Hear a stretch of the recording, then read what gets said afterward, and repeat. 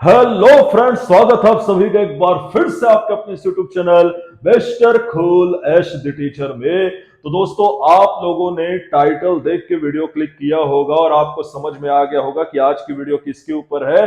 तो आज की वीडियो है भैया C TET versus state TET का जो मामला चल रहा है उसके ऊपर। जिन लोगों के लिए ये नई बात है, ये नई चर्चा है, तो मैं उनसे रिक्वेस्ट करूंगा कि वो डिस्क्रिप्शन बॉक्स में जाकर के एक लिंक डली हुई होगी आपके लिए, जिसमें मैंने C TET versus state TET के मामले में पूरा पहले ही सिनारियो स्पष्ट किया हुआ है। इसके ऊपर ऑलरेडी मैंने 2 वीडियो बनाई हुई है, तो उससे जा करके जरूर देख लीजिएगा। और ऐसे लोग जो इस मामले से लगातार अपडेटेड है, उनके मुझे मैसेजेस आ रहे थे इंस्टाग्राम पर, व्हाट्सएप में, और कई लोगों ने कमेंट सेक्शन में भी पूछा कि सर आज जो सुनवाई हुई उसमें हुआ क्या, हमें तो कुछ भी समझ में नहीं आया। तो मैं आपको बताना चाहूंगा दोस्तों कि ये जो सीटेट वर्सेस स्टेट टेट का जो मामला है, इसकी आज 10 सितंबर को होने वाली थी सुनवाई, जो कि हुई भी। लगभग 1 घंटा 50 मिनट, ऑलमोस्ट 2 घंटे के करीब बहस जो है वो चली है। तो इसमें क्या हुआ क्या नहीं हुआ, इन सारे चीजों को मैं आज आप लोगों के सामने डिटेल में करने वाला हूं कवर।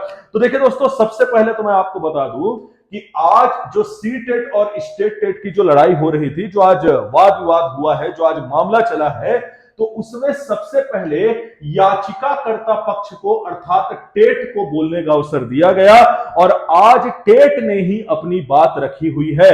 और मैं आपको बता दूं कि आप अभी जाकर के जब इस केस को सर्च करेंगे, डायरी नंबर मैं आपको आपके लिए डाल भी दूंगा मेरे टेलीग्राम चैनल पर। टेलीग्राम चैनल की लिंक आपको डिस्क्रिप्शन में मिल जाएगी। 5213 ये डायरी नंबर है, 5213 2024 का है ये मामला। आप इसमें जाकर के सर्च कर सकते हैं, देख सकते हैं। तो इसमें आप लोग को दिखाएगा कि जो अगली सुनवाई है वो कल ही होने वाली है, 11 सितंबर को। जी हां, और आज जो मेनली सुना गया वो याचिकाकर्ता लोगों को ही सुना गया, जिसमें स्पष्ट रूप से यह भी बोला गया कोर्ट के द्वारा कि हम इस मामले में किसी प्रकार की कोई भी जल्दबाजी नहीं करना चाहते और सब कुछ सुनने के बाद ही हम अपना क्या लेंगे, डिसीजन लेंगे। तो कल इस मामले में फिर से सुनवाई जारी रहेगी।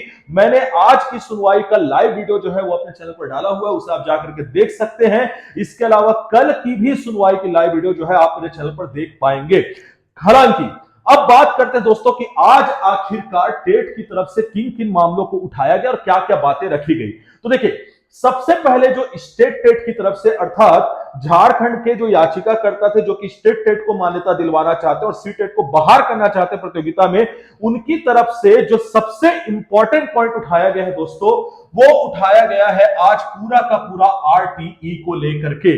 जी हां, राइट टू एजुकेशन को लेकर के सबसे ज्यादा बातें यहां पर की गई है, जिसमें राइट टू एजुकेशन का सेक्शन नंबर 23, सेक्शन नंबर 23(1) और 23(2) को उठाया गया है।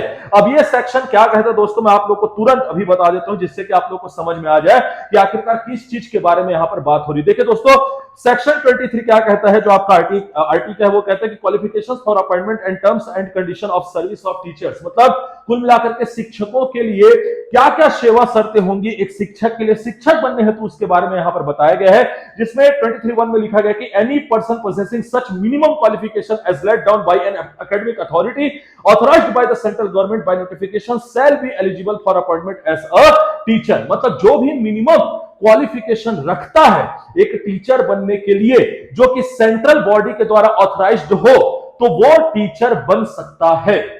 ये बात यहां पर लिखी गई है। वहीं आपका 23(2) में लिखा गया, where state does not have adequate institution offering course और ट्रेनिंग इन टीचर्स एजुकेशन और teachers possessing minimum qualification as laid down under sub section 1 are not available in sufficient numbers, the central government may, if it deems necessary, by notification relax the minimum qualification required for appointment as a teacher for such period not exceeding 5 years as may be specified in that notification, provided that a teacher who at the consent of this act does not possess minimum qualification as laid down under subsection 1। इसका मतलब यहां पर स्पष्ट रूप से 23(2) में लिखा गया दोस्तों कि यहां पर जो पावर है वो स्टेट गवर्नमेंट को दिया गया है कि वो इसके लिए नियम और शर्तें जो है वो लागू कर सकता है, वो तैयार कर सकता है। और इसके बाद अगर स्टेट इस चीज में पॉसिबिलिटी उसको नहीं दिख पा रही है, तब स्टेट अगर टेट कंडक्ट करवाने के पोजीशन में नहीं है, तब फिर वो क्या कर सकता है, सी टेट को भी अपने यहां एलिजिबल कर सकता है। यही इसका अर्थ है। वही 23 में लिखा गया है कि the salary and allowance payable to and the terms and condition of service of teacher shall be such as may be prescribed. मतलब इसी के अकॉर्डिंग सेवा शर्तें जो है वो एक टीचर की तय की जाएगी। और यहां पर आप लोगों को पता है कि 23 में स्पष्ट रूप से लिख दिया गया है कि मिनिमम क्वालिफिकेशन के साथ किसी प्रकार का कोई भी समझौता नहीं किया जाएगा और स्टेट गवर्नमेंट को यह अथॉरिटी दी गई है और स्टेट गवर्नमेंट अगर चाहे तो सीटेट को भी अपने यहां पर वैलिड कर सकता है। तो ये बात लगातार यहां पर स्टेट टेट के वकीलों द्वारा अर्थात टेट के वकीलों द्वारा उठाई गई। तो सबसे पहली बात यहां पर ये उनके द्वारा बार बार कही गई। इसके अलावा दोस्तों कि यहां पर एक बात ये भी कही गई कि भाई जो स्टेट टेट को एलिजिबल करने का और सी टेट को हटाने के लिए जो सबसे बड़ा दलील जहां पर पेश किया गया यहां पर टेट के वकीलों के द्वारा, जहां पर सी टेट वाले थोड़े से फंसते हुए नजर आएंगे, वो है यहां पर कल्चर प्राथमिकता को लेकर के। अब जैसे कि छत्तीसगढ़ की बात करें दोस्तों, जहां पर हम अभी रह रहे हैं, या फिर झारखंड की बात करें, तो आप लोगों को पता है कि यह आदिवासी बहुल इलाका है, जनजाति बहुल इलाका है।